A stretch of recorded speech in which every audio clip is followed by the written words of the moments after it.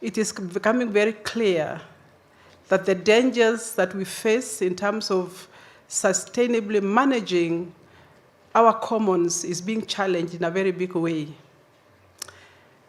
This morning, we gave an opportunity for us to interrogate the entire philosophy that underpins our conversations.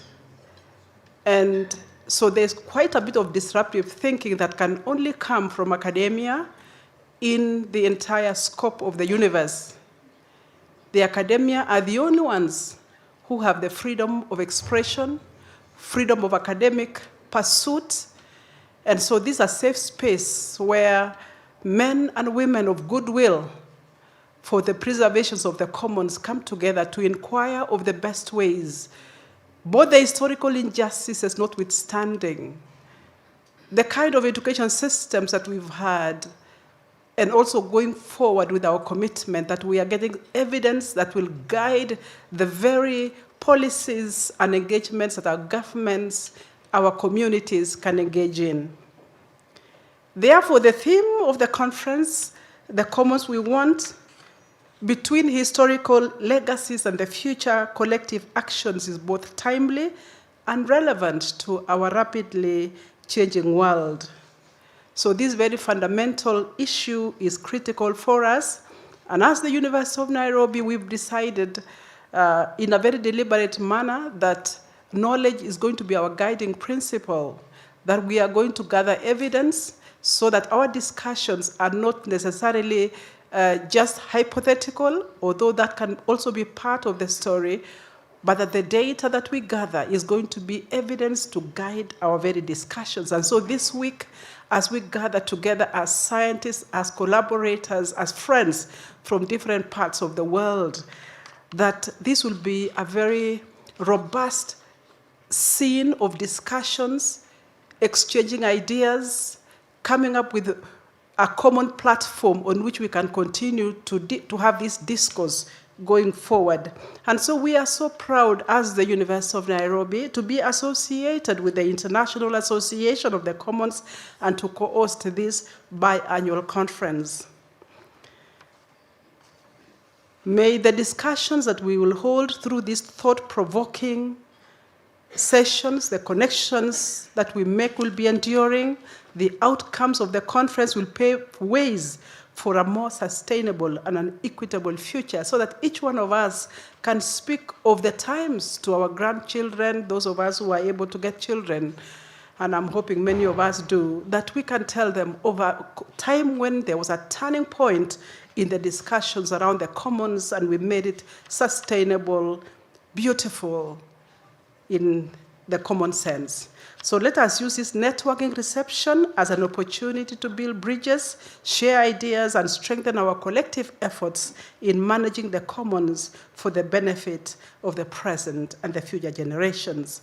I want to thank you and to wish you a very enjoyable afternoon while I take this singular opportunity to welcome our Vice Chancellor, Professor Stephen Kiama, to give you the official welcome as he did this morning, but now in the presence of dignitaries that have come from government and also to the reception. And so may God bless each one of you as you continue. Asante sana.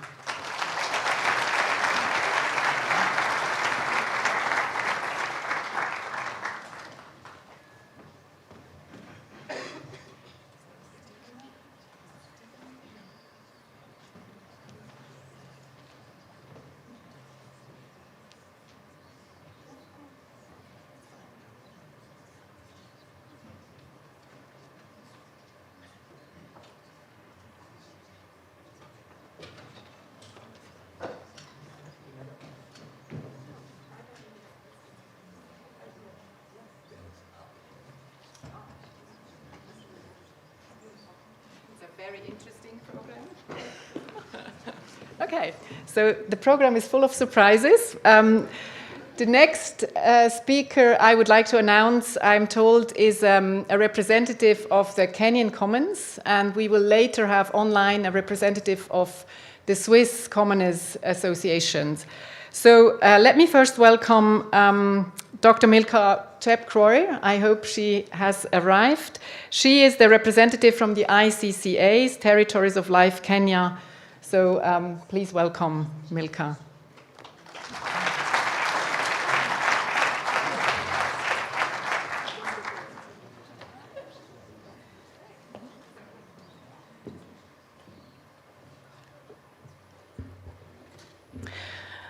All protocols observed. Good evening, my fathers, my mothers, my sisters, my brothers from all over the globe and especially from Kenya, having a talk now as a representative of the Kenya Commons. My name is Milka Chepkorir. I am a Sengwer indigenous person, and we come from the hills of Cherangani. I know many of you, those who are Kenyans, know of where these hills are, and we are forest indigenous communities.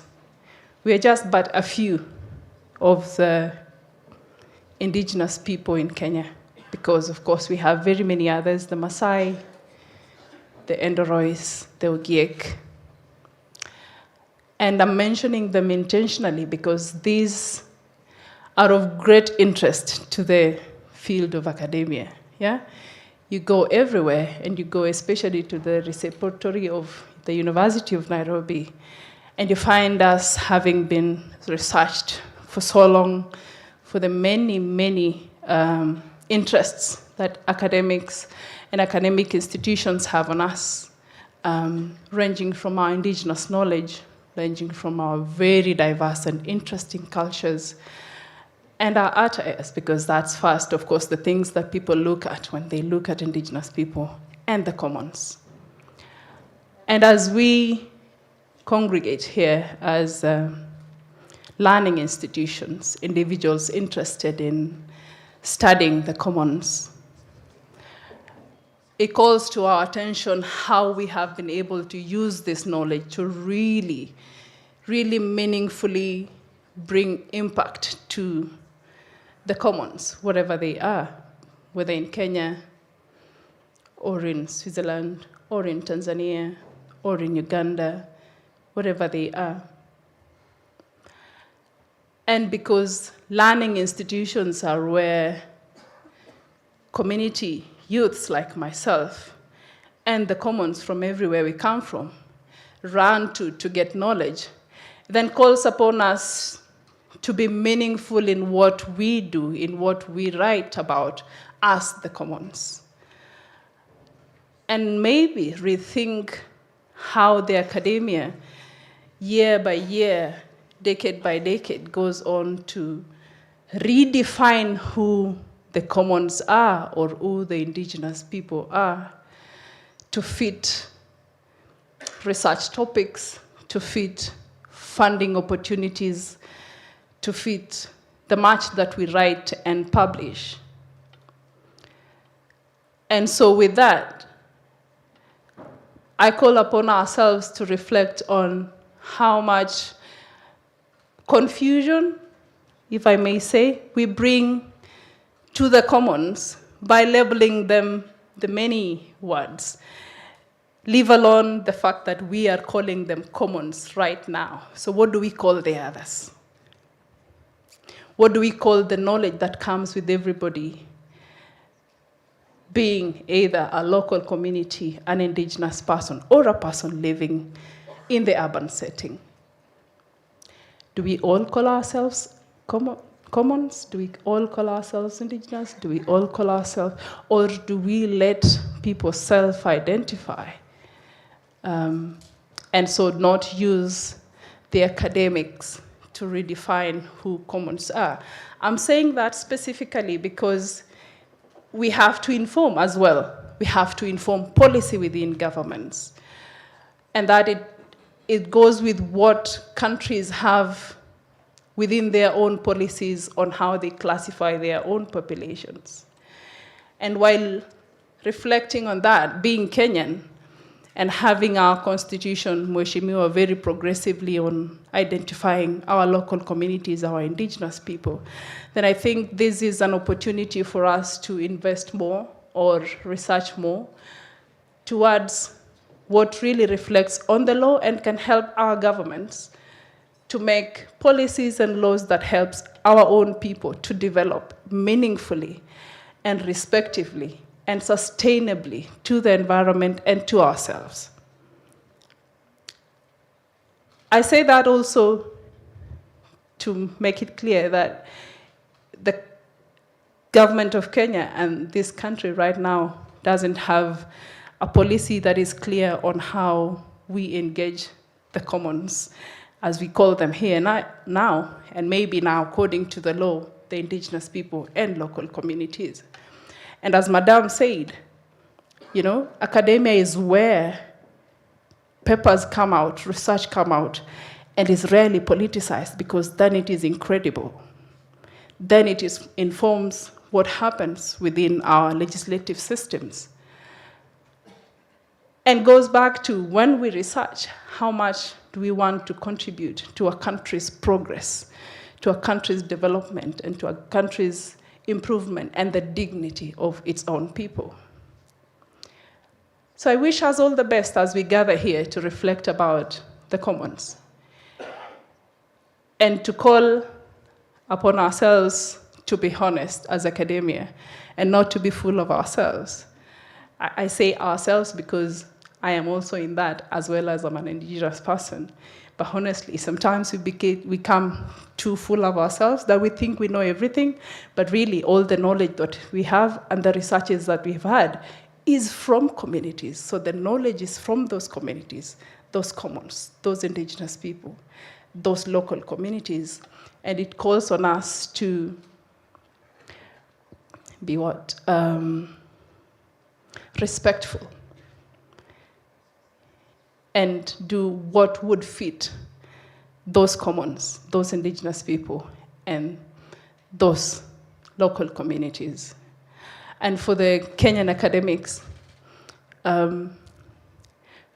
with the many things happening in our country, I hope we can be better to inform better policies, better acts, better regulations that then realizes how much good we become to ourselves and we become to our country, and help our own government then be a better country.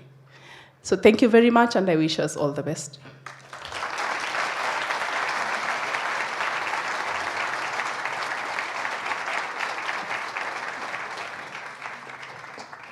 Thank you very much for these inspiring words, Milka. And we have next the representative of the Swiss commoners, Elias Meyer, and I hope we'll be able to make the link work. Please welcome Elias Meyer.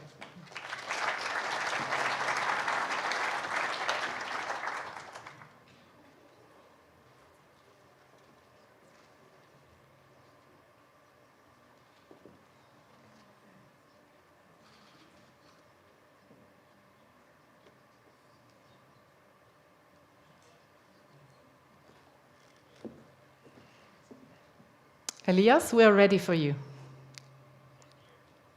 I think.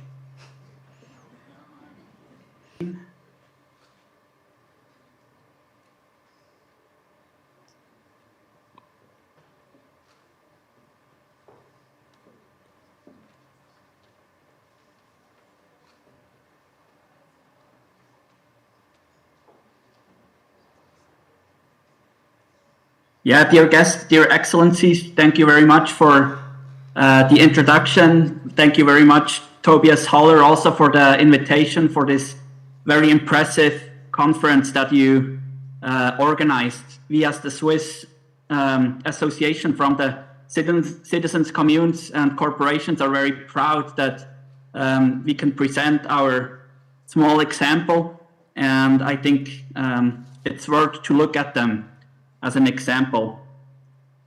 What is Switzerland known for? Many of you probably know the cliche ones, the banks, the chocolate, the Heidi, the mountains, the watches, all these nice things from Switzerland that for us Swiss are well known and is well known in the public, also in the whole world. But unfortunately, what's not that known, maybe to you more than the Swiss even, are the commons of Switzerland. You see some examples in the pictures. Yeah, Switzerland is home also of a scientific laboratory of commons. Robert Nedding started it with a book and study on balancing on the Alp ecological change and continuity in the Swiss mountain community. That was the groundwork also for Nobel laureate and Professor Elinor Ostrom, that you probably all know.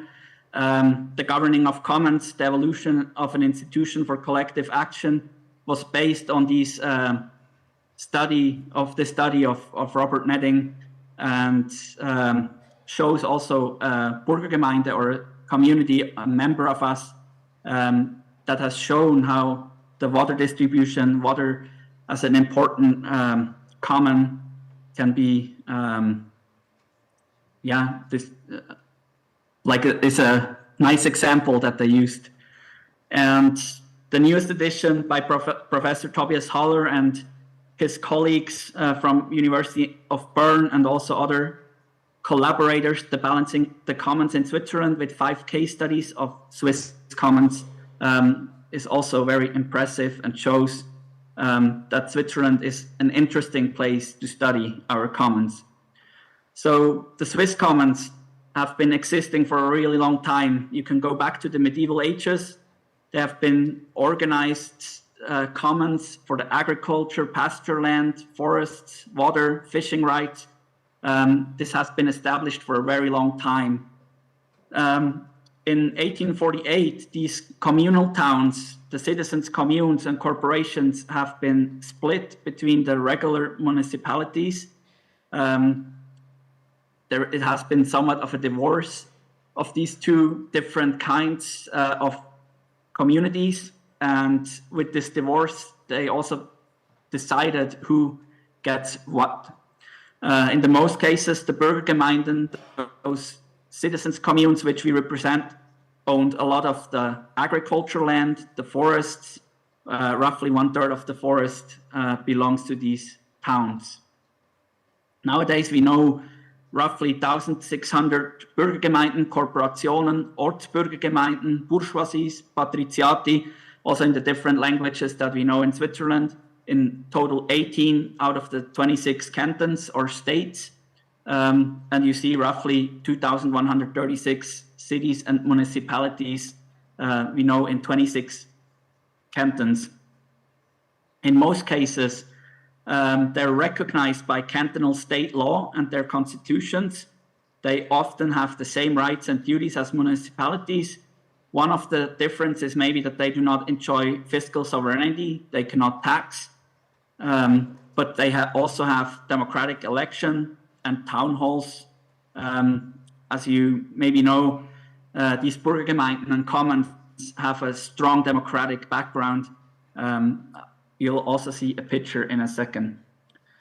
The community of person is kind of what it describes. It's rather than a territorial municipality.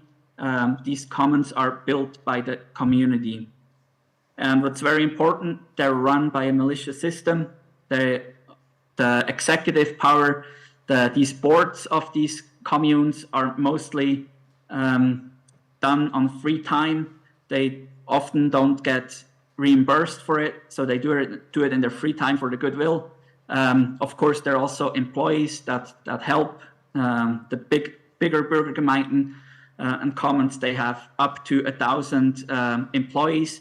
So of course they're paid, but the board of them, the Bürgerrat, the executive, they're mostly unpaid or get a real small reimbursement. Also, you see, I cut out a little piece of the state constitution of Bern. Der Bürgergemeinden, those commons are also mentioned in it, and it says the Bürgergemeinden shall work for the common good in accordance with their means. And the second point, they shall perform their traditional duties. So a beautiful work that they have to do. How they do it, how they preserve the common, it's on them. But what's a very important point is also the Article 26 of the Swiss Constitution. It guarantees the ownership, the right to own property.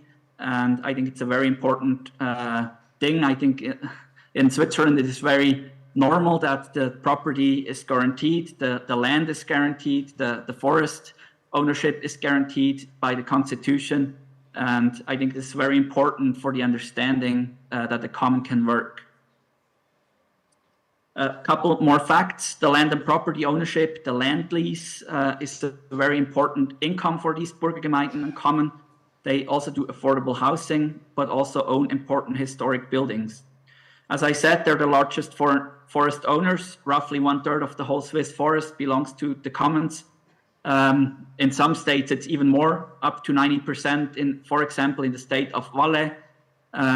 Of course, the forests there are a bit different. They're not much for timber production. They're more protection forests for the avalanches. The commons are also owner of water resources, owners of alps, agriculture, and pasture land. A newer field is the energy production, especially the water energy, which is a very interesting field to be in right now in the renewable energy sector. In 5 states, the commons also grant the Swiss citizenship, and of course, with all the profits that they make, they redistribute it for culture, sport, and science, but also local projects.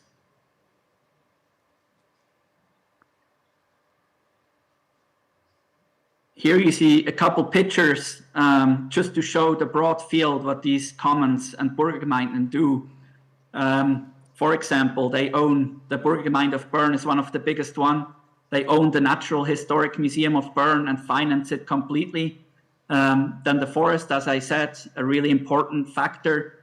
90% of all the forests that the commons own are managed. Of course, we do it in a very sustainable way. This is very important to us, but a well-managed forest is also better than for example, fire. Forest fires can be prevented, and the important timber can be used for wood construction, and then in a later stage also for wood heating, which is getting more and more important as a renewable energy. Of course, in tourism, they play an important role as well. In Zermatt, maybe you know this place with the Matterhorn. They own, for example, a hotel there. They own cable car infrastructure. They own gravel places. They own many historic buildings, as I said, and Alps, and as well energy production facilities, as well as retirement homes. So the field is very broad. The Swiss commons have basically limitless fields that they can play in, and it's always in the hands kind of these Bürgerinnen und Bürger, as we call them, the commoners. They decide in which field they go. If it's the vineyards, if it's new fields that they do with the new restaurants, oftentimes they take over important buildings that maybe the cities or local towns do not want to fund anymore. Our association is mostly doing lobbying, communication. You see here the board of us. From each single state, we have a member, and we also have our own parliamentary group, which is very important to have a direct foot into the national politics. The sustainable development goals are also a very, very important factor. And we as an association believe that the commons of Switzerland can play a very crucial role in it. Maybe you know the sustainability term. Sustainability comes from the forest management, and makes sense why the Burgergemeinden and our commons are in this field. But out of these many, many different goals, I can just show you a couple examples. No poverty. The social aid is, for example, paid by Burgergemeinden and commons for their citizens in the canton of Bern. Also, water wells are in the safe hands of commons instead of corporations. Affordable and clean energy. As I said, water energy, now also wind and alpine solar power is becoming increasingly more important. And a large water energy producer and is the corporation of Uri, which I think believe around 40% of the whole energy for the Swiss railways is done by this corporation. The Burgergemeinden also support science and culture, as I said, for sustainable cities and communities, For example, the Burgergemeinde Bern does so with 25 million Swiss francs. It's almost $25 million. Each year they spend this in culture. Climate actions, of course, the sustainable forestry with the sustainable timber production, biodiversity, future trees, wildfire management, agriculture, biodiversity measures, everything that's important also for our tourism to see the beautiful pictures that you saw at the beginning. I think we play a crucial role that it keeps this way. The life below the water, the fishery rights in the state of Lucerne, where the corporation gives this, the life on land, the cultural identity, traditions, rural development, affordable living, and tourism are all important factors. This also was said by the former government member, Doris Leuthard. You see her, she met with Obama and many other important people. So we were really glad to host her last week at our national annual assembly. And she said that our commons are crucial for affordable living, but also to keep the people in the communes. We were very proud that she could be there and explain it this way. Why Swiss commons are also worth studying, maybe for you. Most Swiss commons are not led by short-term party politics. There's no quick wins needed.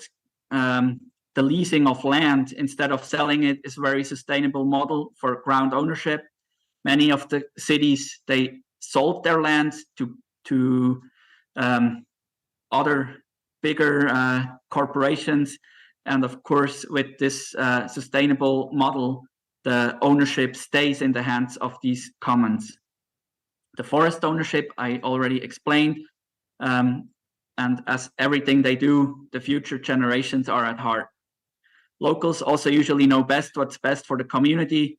Maybe corporations are led by different countries, so it's not always clear that it comes to the ground. I believe our commons, our Burgergemeinden and corporations, they know what's best for the community. And SDGs, we are definitely part of the solution, and we try to help with our means. But of course, the discussion of property ownership is a discussion that comes if you have a lot of wealth. And in the case of like a big Burgergemeinde, like Burgergemeinde Bern, where it's going into the billions, it comes with responsibility with what you do with the money. But I believe with our democratic system, we preserve that the money is not embezzled somehow. And we have a strict guidance and checks and balances that this is done in a proper way, and that the commons look for the future. The power of the commons, of course, is an issue in certain states where the land ownership is mostly or is so large that the whole canton or state almost belongs to the commons. But also the deficit spending in certain corporations is an issue. If you always have deficits in your forests and just keep spending money for it and don't get any money back, it's not part of sustainability. It also needs to pay out somehow, and either it has to be paid through the public, or in a better way, maybe people will pay more for timber again, and then they can forest sustainable. Right now, what happens is that most Burgergemeinden will use their profits gained from property ownership. They will lead it to the forests. Another issue is that we're not well known. Even in Switzerland, many people don't know us, even of the power structure. And of course, in the whole discourse of the scientific discourse, we would like to see that it becomes more common. And we're very glad that Professor Haller and his team are leading also to a better knowledge in Switzerland, and we're very glad that the media also picked up the new book that was published. They were also reporting about it, and we were very glad about this. The discussion of commons, of course, is a scientific discussion, and we try to also bring it to our commoners because I think they can be quite proud of it, as you saw in the examples. You can contact us, of course, in my email, but also follow us on our social media channels. And yeah, thank you very much for your attention, and I wish you all a very good conference. And I wish I was there, but I will have other meetings, unfortunately. But wish you all very much success, and thank you very much.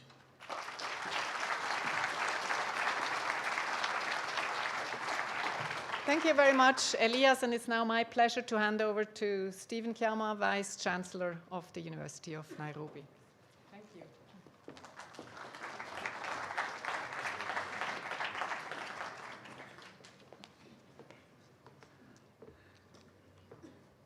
Yes, how are you this evening? We were with all of you here earlier in the morning, so I will not make much speech. It's time for our chief guest, the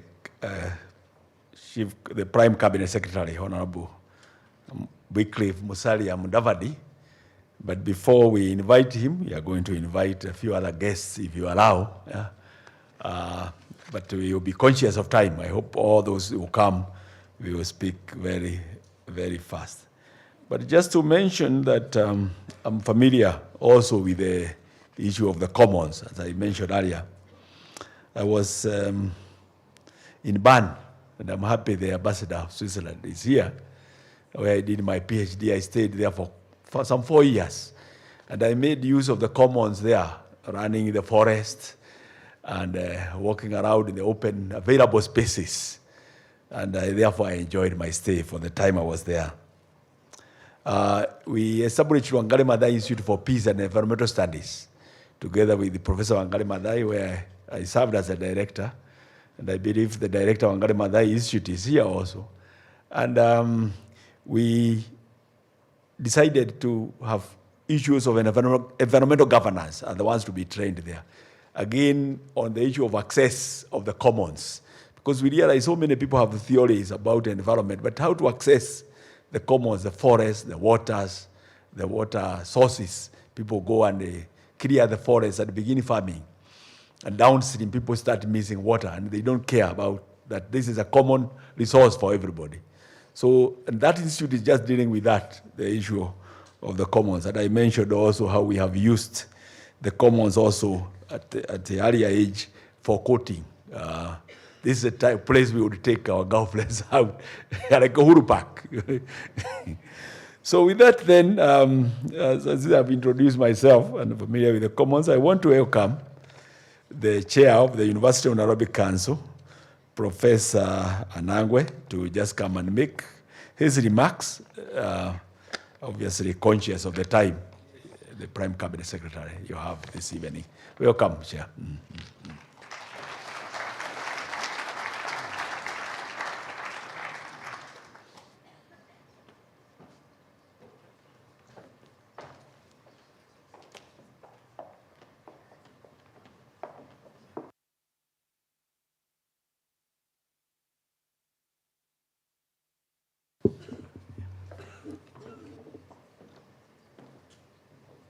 Yeah, the chief guest, His Excellency Musalia Mudavadi, the Prime Cabinet Minister of the Government of Kenya, the Vice Chancellor, Professor Stephen Kiama. We have the Swiss Ambassador here, Valentine Zwelweger. I hope I pronounce it correctly. The Vice Rector of Research, University of Bern, Professor Hugh Abriel, the International President of the President of International Association of the Study of the Commons, Professor Charles Schweik, the organizers of IASC Biannual Conference, distinguished guests, ladies and gentlemen. May I say at the onset that I'll resist the temptation to make a long speech because I can see some people are already dozing. Yes, their priorities have changed. In any case, now we have a new commons of networking outside there So we better cut this story short so that people can go and do other things, especially the networking. My role here is very simple. I didn't have the opportunity to welcome you initially, although we had intended that would happen. So may I add my voice to the word of welcome that the distinguished Professor Kiama, the VC, did convey to you. I wish to assure you that with Professor Kiama as your host, you can feel very comfortable and you know you'll be taken care of in terms of a hospitable environment. Now, let me turn to the chief guest and thank him very profusely for having found time to come and grace this particular conference.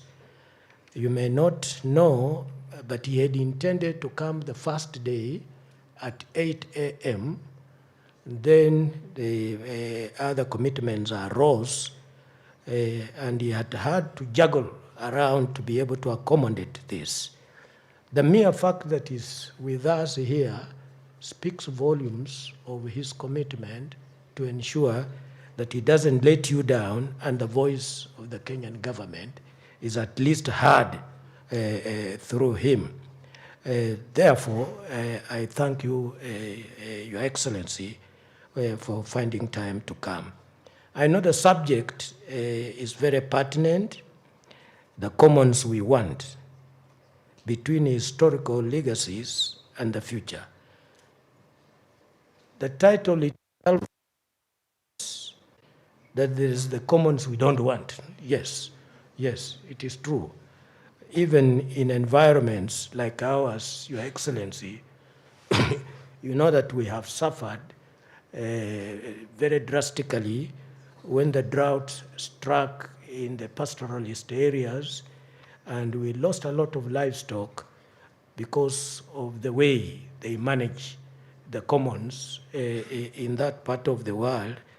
And government has had the pressure to see how best it can always come in terms of mitigating efforts, but there is also a limit to what can be done when climate change strikes that hard.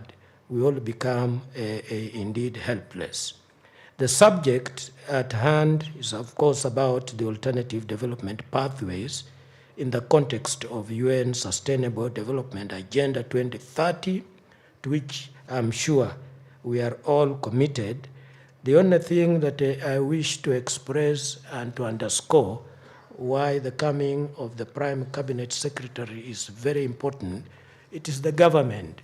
In all the proposals, all the discussions we are having, we always presuppose that the governments will have the capacity, governments will have the political will, governments will be designed in a way that communities can contribute to the maintenance of the commons that we want. When we are talking about, of course, the legacies, largely many of the legacies are by what governments have been able to do or not able to do. And as we talk about collective action for the future, it revolves largely around what governments can do.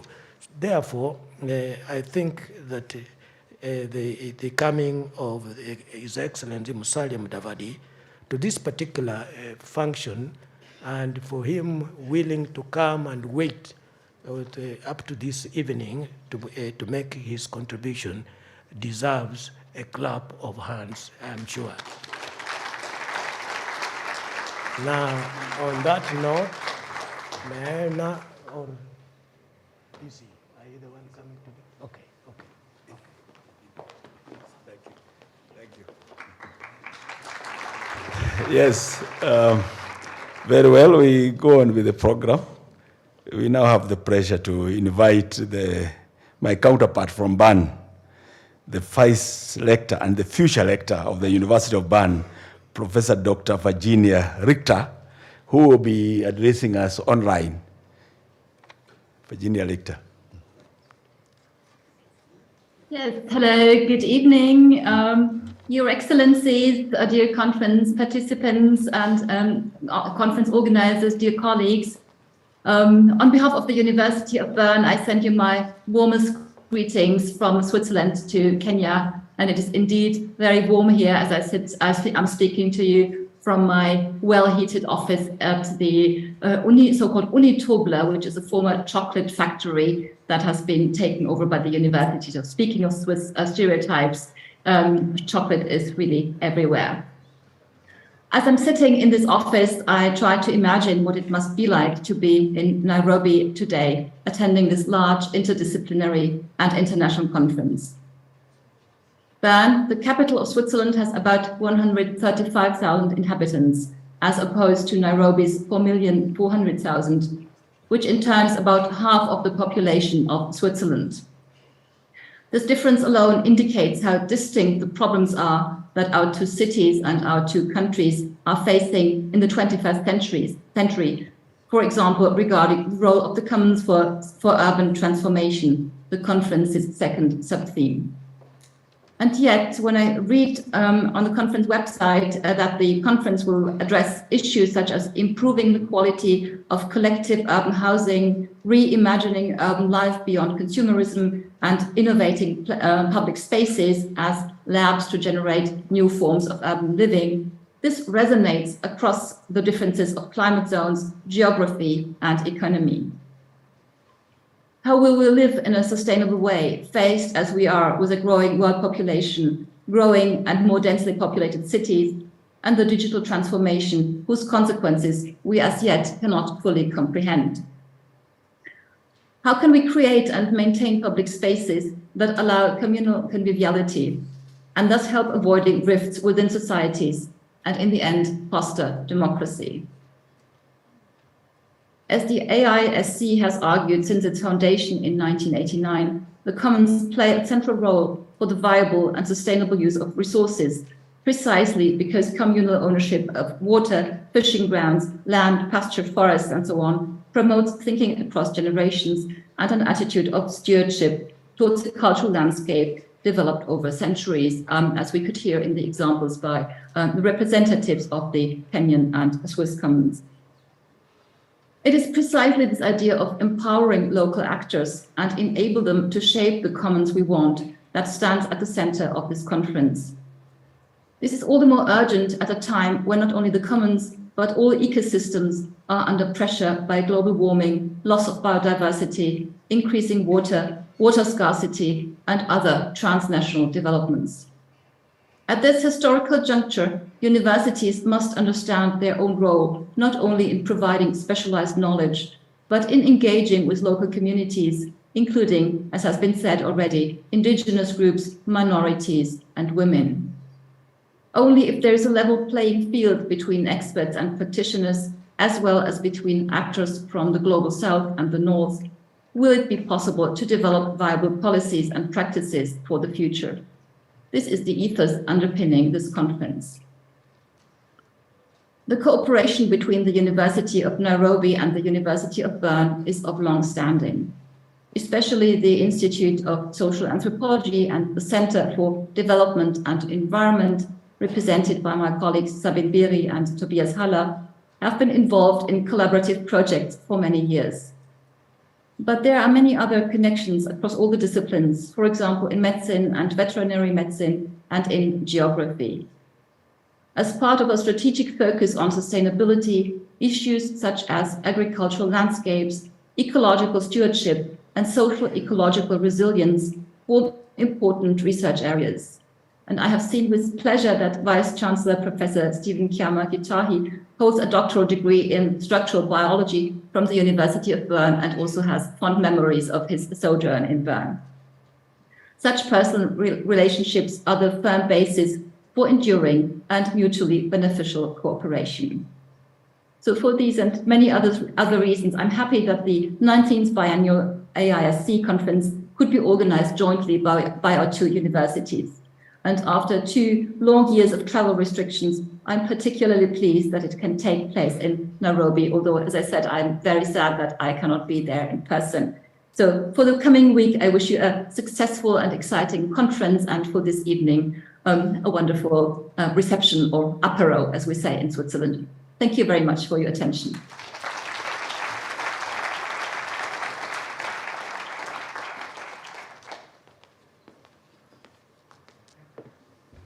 So thank you very much. We miss you here. I hope that you'll get an opportunity to visit University of Nairobi in person at an appropriate time.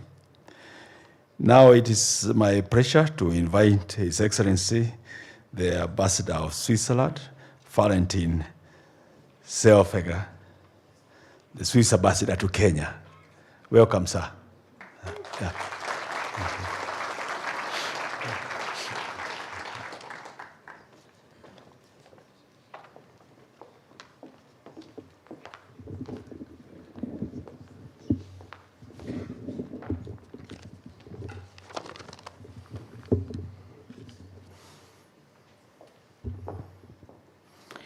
Prime Cabinet Secretary, Honorable Musalia Mudavadi, Madam Deputy Vice-Chancellor of the University of Nairobi, Professor Margaret Hutchinson, Madam Vice-Rector and future Rector of the University of Bern, Professor Virginia Richter, dignitaries, dear representatives of Kenyan and Swiss commoner organizations, ladies and gentlemen, dear friends, colleagues, and members of this community. It is my great pleasure to welcome you to this truly historic event. It is the first time that the International Association for the Study of the Commons organizes its global event after COVID, again in presence. And it is only the second time that this conference takes place on the African continent. This is very timely. In all its diversity, the African continent is particularly exposed to the shocks that rock the world at the moment. The risk of losing years of achievements and progress is real at a time we have come to call the Anthropocene. In the wake of increasing parallel crises that affect us all, the pandemic, climate change, rising inequalities, and so on, building resilience has become ever more important. However, the framework conditions to achieve resilience for all, specifically the more vulnerable who tend to get left behind by globalization, remain under-researched and under-discussed. The global IASC conference will open up a space to allow for this important debate. The Anthropocene is marked by the fact that our conventional strategies to solve problems are no longer viable. The traditional choice between market-led or state-led approaches may have been adequate to confront the challenges of rapidly industrializing states in Europe in the 19th and the 20th century. Today, however, we need to radically rethink this default setting. The IASC community, with its diverse and substantiated knowledge of the commons, is extremely well positioned to engage in this much needed debate. The community is in a position to make a substantial contribution to the transformation knowledge towards achieving the Agenda 2030, which so far has not gotten the attention it deserves. Many of the conference participants are scientists. Many identify as activists, a number of them as both. To achieve the bold gains of the Agenda 2030, these combined approaches are urgently needed.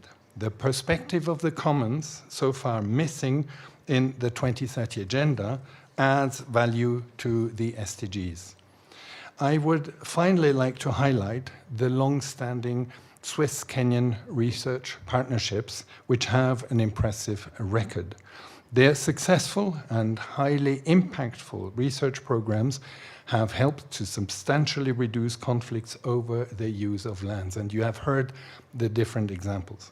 They have created viable, inspiring, and scalable pathways towards sustainable and just development. These initiatives have demonstrated the leverage of research partnerships for the attainment of the 17 SDGs. This conference will offer insights into these research partnerships and a great variety of related research.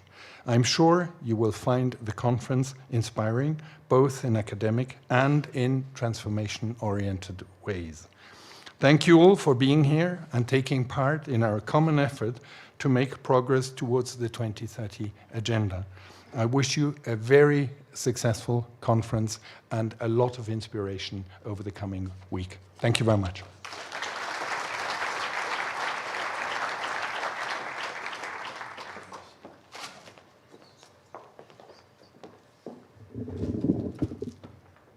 Yes, very well. Now we have come to a moment of listening from the chief guest. We are very happy that you found time to come. I know how tight it was, and the chair of council has explained this from morning. But we kept in touch, and you said you come. Maybe arise as we receive the chief guest. Yeah. Please come. Professor Honorable Wycliffe Musalia Mudavadi. Come. Yeah.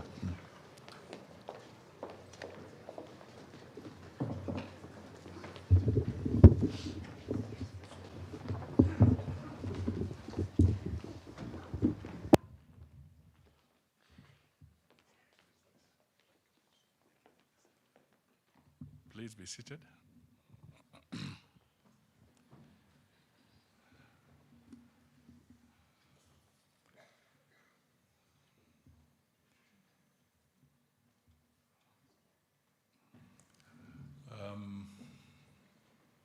Good evening. I want to start on by apologizing that I was not able to be with you in the morning.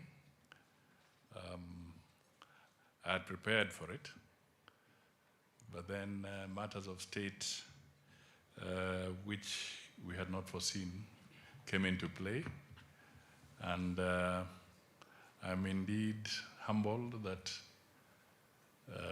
you have still been able to spare some time so that I can join you and make some remarks on this occasion of a very important conference being held in the University of Nairobi. So please, ladies and gentlemen, participants, those present here and those online, please accept my apologies on this matter. Professor Charles, President of the International Association of the Study of Commons, Professor Hughes Abrel, the Vice Rector of the University of Bern, Professor Stephen Kiama, Vice Chancellor of the University of Nairobi, the Chairman of the University Council, co-organizers of the IASC Biennial Conference, University of Nairobi, CETRAD, University of Bern, Center for Development and Environment, the Swiss Tropical and Public Health Institute, the Swiss TPH, Basel, and the Swiss Society for African Studies, and last but not least, Your Excellency, the Ambassador, Zellweger. Distinguished guests, ladies and gentlemen, it is a great honor to be in the midst of inordinate minds that are spearheading the study and debate on integrating the commons in alternative development pathways. My appreciation goes to the International Association of the Study of the Commons for choosing the University of Nairobi as the host of the 19th Biennial Conference. I also thank the organizers for the privilege to be your chief guest in inaugurating this 19th Biennial Conference, with the compelling theme, The Commons We Want, between historical legacies and future collective actions. I therefore warmly welcome you, all of you, esteemed delegates, scholars, researchers, and practitioners gathered to explore the potential of the commons in shaping a sustainable and prosperous future. I have no doubt that after experiencing our unique Kenyan hospitality, many similar events as this conference will be attracted to Africa. The concept of commons has been a cornerstone of human interactive civilizations since time immemorial. It is only that we often don't talk much about it, hence the importance of this conference. My understanding of the notion of the commons is that it represents shared resources, spaces, and systems that are managed collectively.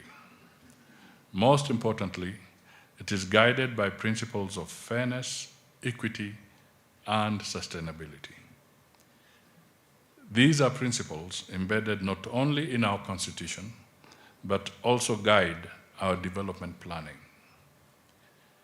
In Kenya, the commons we aspire to is rooted in the belief that by harnessing the power of collaboration and inclusivity, we can create a future that is just, resilient, and prosperous for all.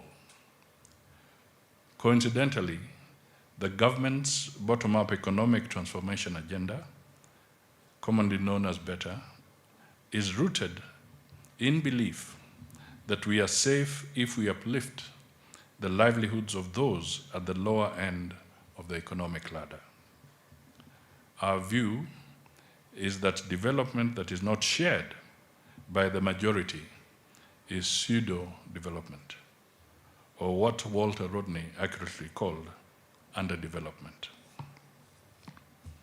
For Kenya, therefore, the notion of the commons is not a borrowed ideology, but instead runs deep within the fabric of our society.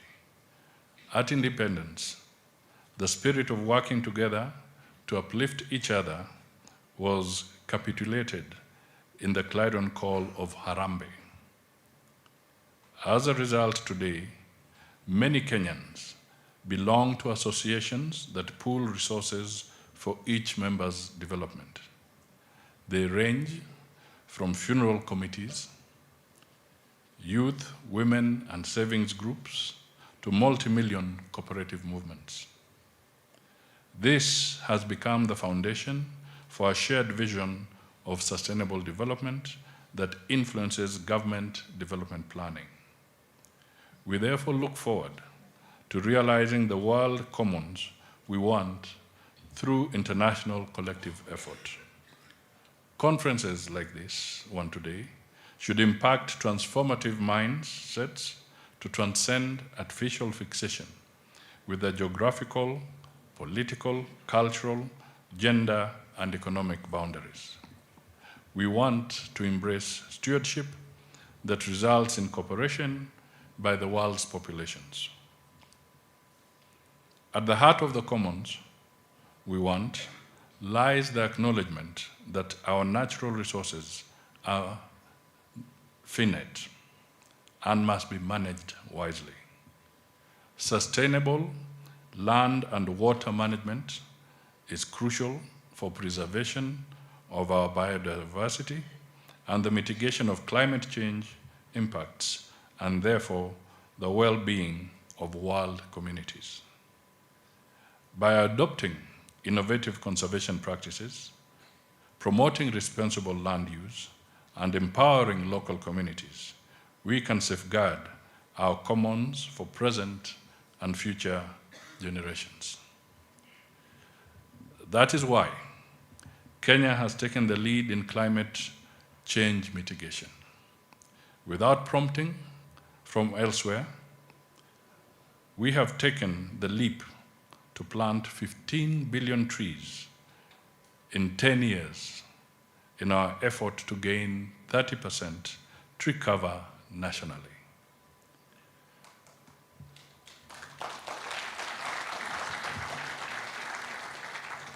The drive is coming from the bottom up by empowering community participation. Meanwhile, we are leading conversation to green energy resilience. And indeed, in the month of September, early September, the President of Kenya is hosting a continental climate change conference that will bring together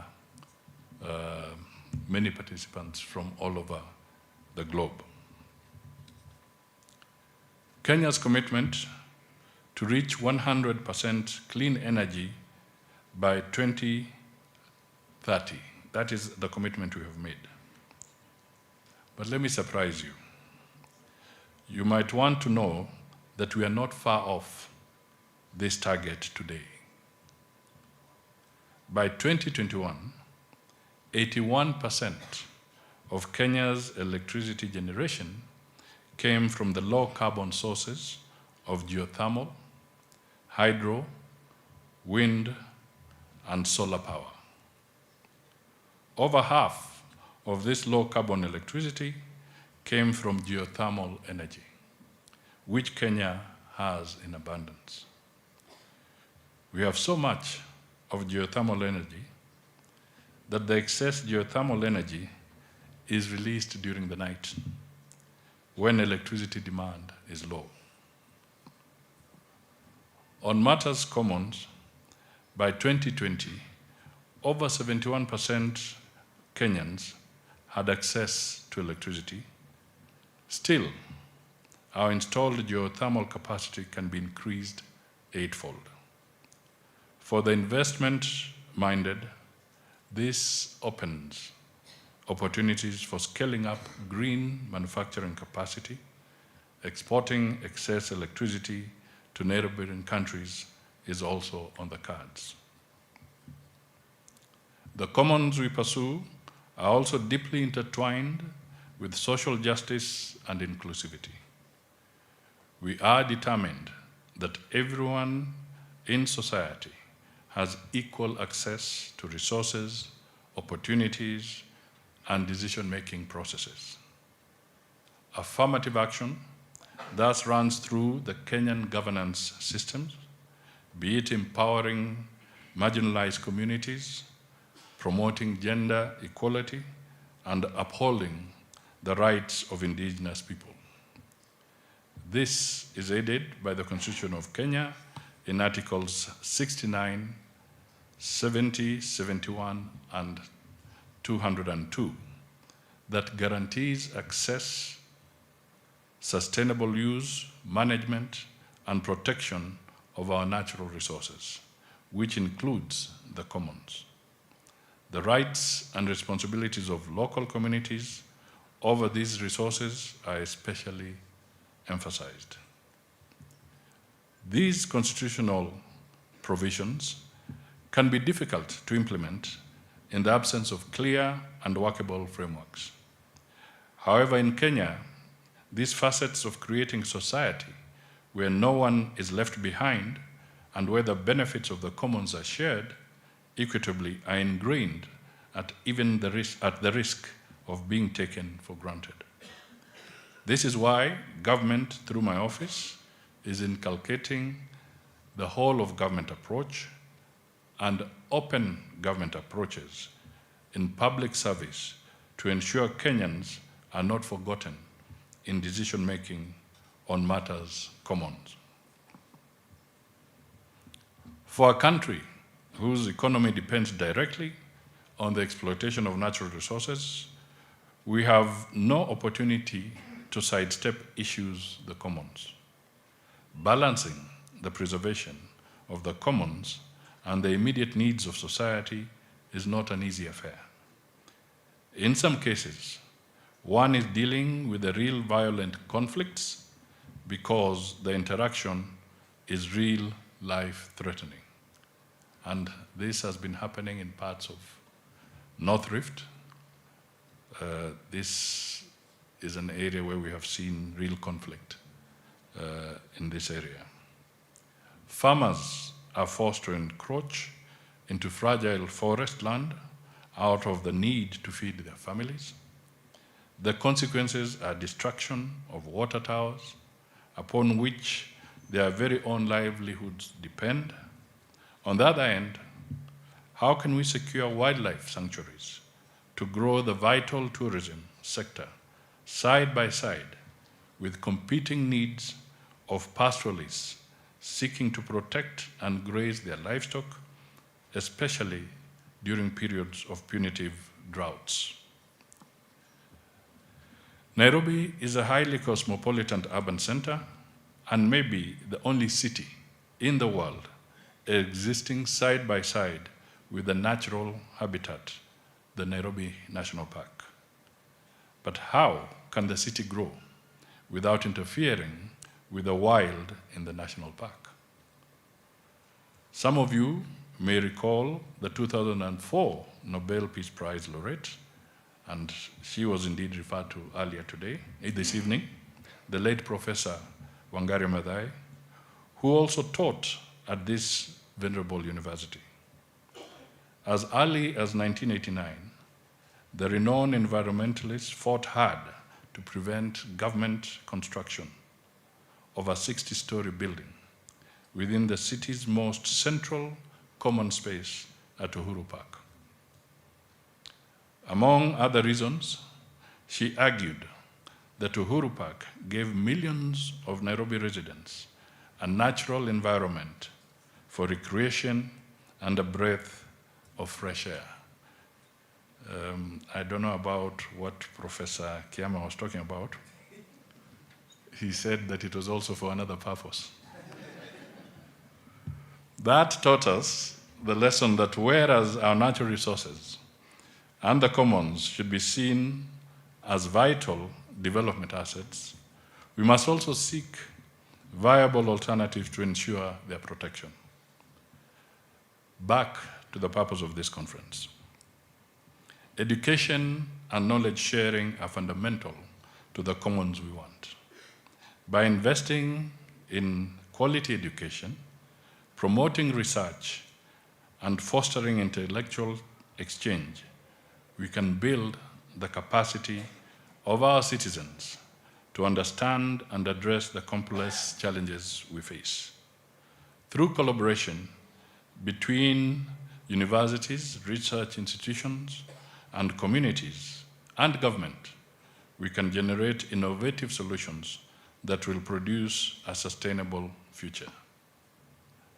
The commons we want must also embrace the power of technology and innovation.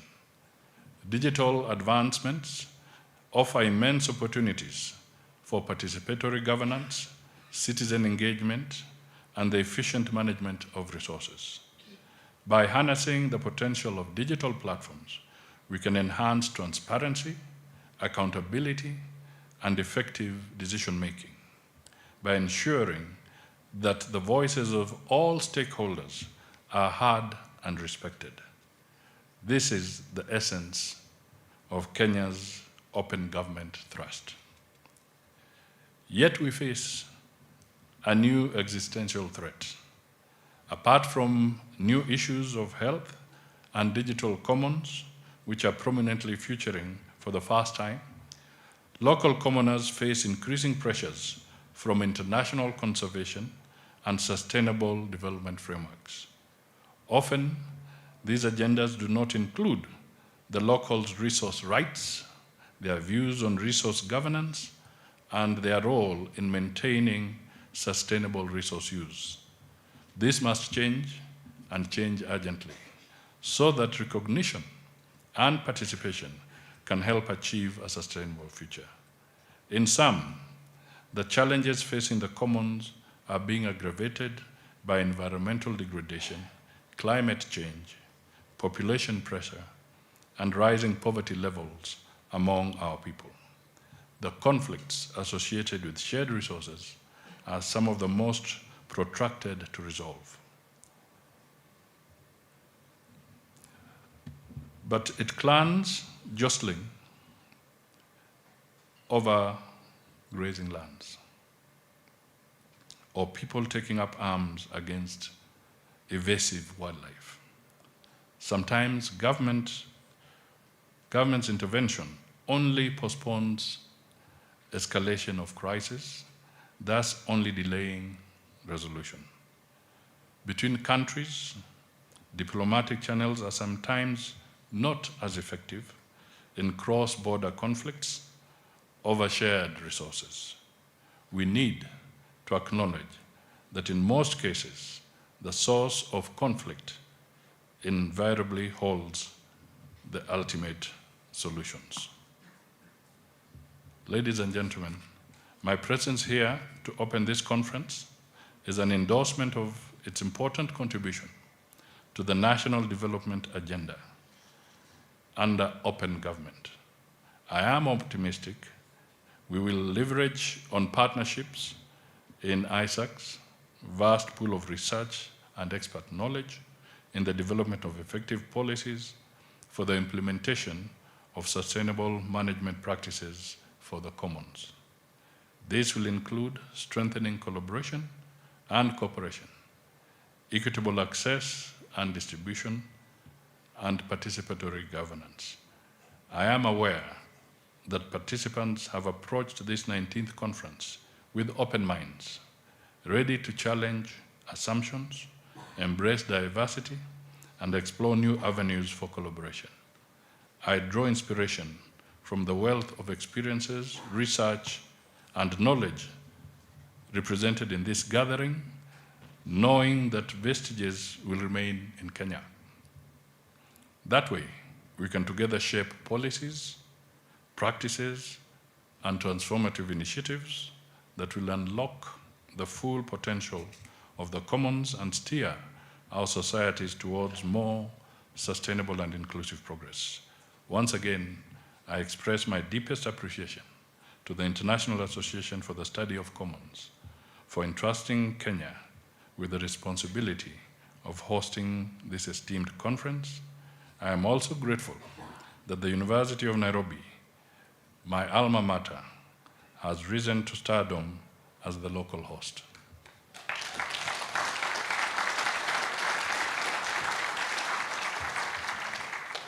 May deliberations in the conference therefore ignite new ideas, inspire innovations, and pave the way for the commons we want.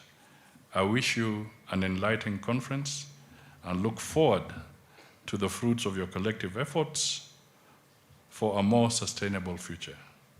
It is now my pleasure to declare the 19th IASC Biennial Conference 2023 officially opened, and once again, welcome all of you to Nairobi for a safe stay and fruitful participation in the conference. Thank you.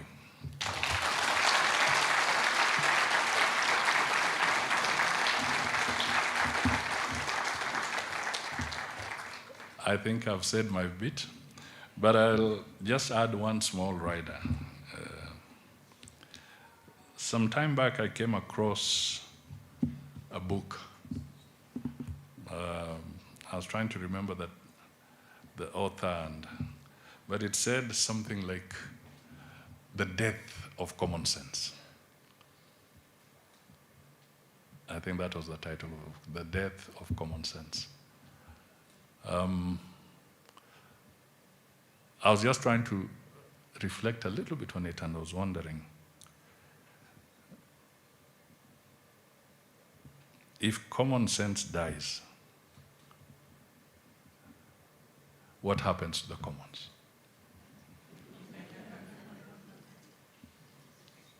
Yeah? So it was an interesting title, because we might assume that common sense is quite common, but it is not. It's a fairly rare commodity. And maybe that is why we have conflicts.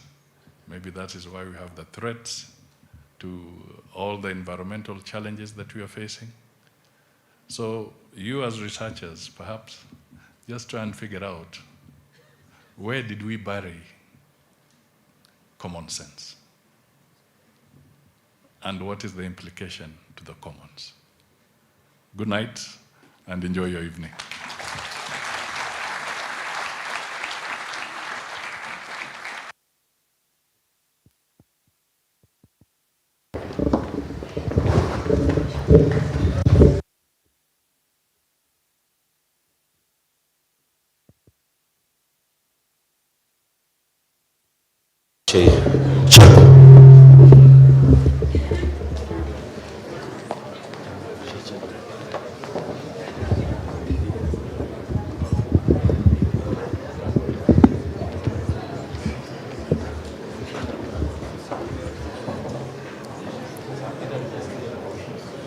Your Excellency, our Chief Guest, Prime Cabinet Secretary, Honorable Musalia Mudavadi, we are so grateful to have had the opportunity to listen to your very inspiring and insightful statement. This is a statement that could stimulate very interesting discussions, but because of time and because we would want to release you to go and rest, having been waiting for you since morning and knowing that you are not hiding or wherever you are, you must be tired. I, on behalf of the Joint Organizing Committee and the entire delegation, can only assure you that this wonderful speech that you're giving us will remain our inspiration and guiding, beacons throughout the week, either inside the plenary or in the panels, or even during our in-conference and post-conference excursions. I believe the speech will also continue to influence our discourse beyond this immediate period of time. Thank you so much, and may you have a restful evening. Ladies and gentlemen, may I request that we remain upstanding as our chief guest leaves, and we remain still until he exits the hall.